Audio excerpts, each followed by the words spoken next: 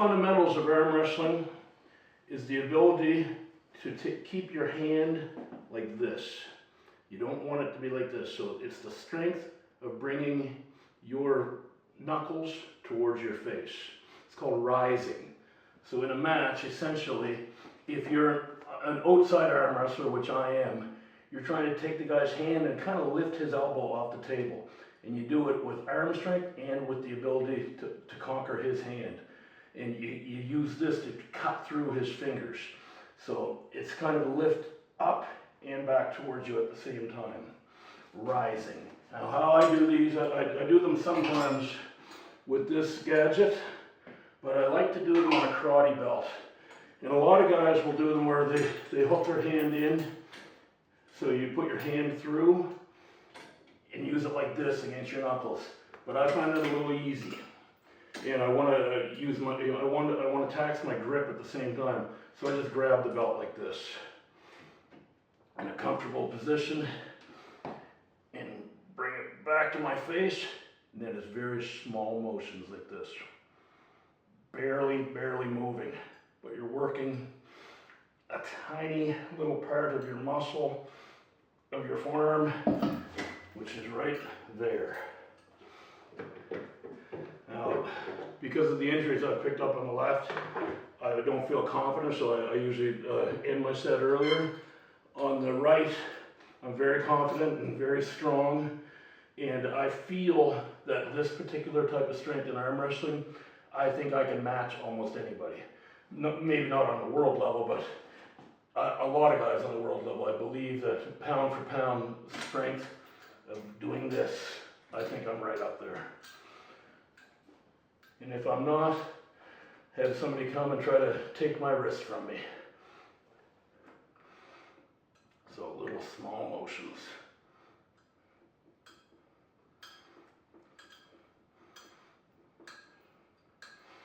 There. You can feel that from here to here, all the way down, in all the good spots.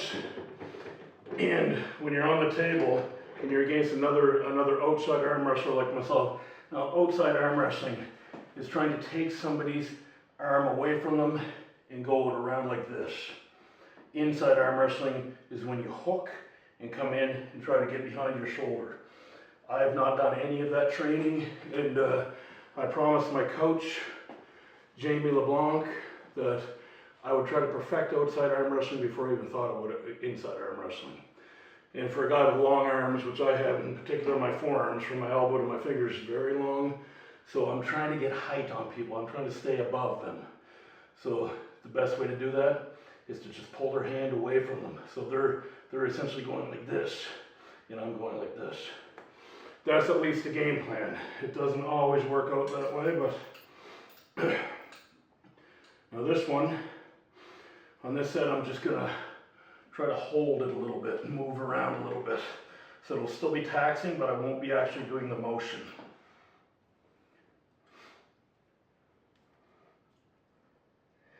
Still keeping upwards. I'm pushing more up than back. I've got my arm locked, but any power that I'm putting in right now is up through those knuckles. That felt great.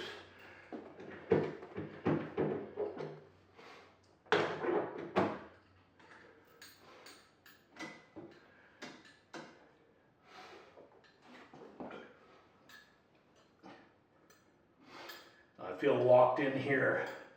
This would be an awesome feeling to be like this on the table. And you would know that you have the guy's hand, then you would just take him.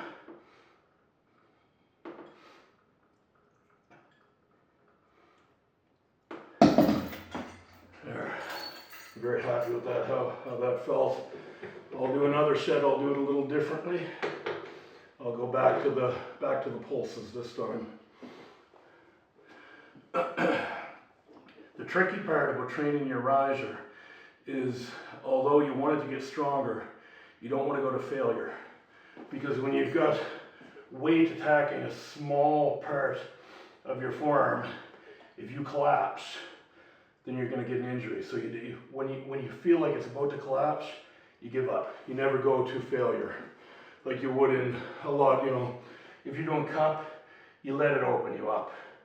But in the rise, I was on the table actually with Jamie LeBlanc, the guy that's my coach, and we were just practicing back pressure and rise against each other. And I felt something pop and his hand gave. And he just competed at the Nationals, but it was about a full year that bothered him. It really set him back. It wasn't intentional, of course, but it's, I felt something there, like I felt it pop. And I've been to the point in training where I have lost my rise, and it's a scary feeling. So I always try to go about a second before it goes, I give up. Back to the little pulses now.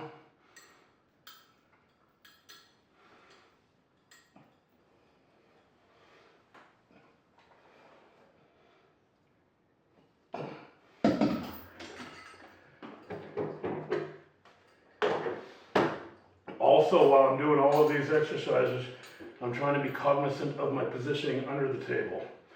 I try to get one leg underneath. I try to keep my hip attached because that's your base. And you're only as strong as your base.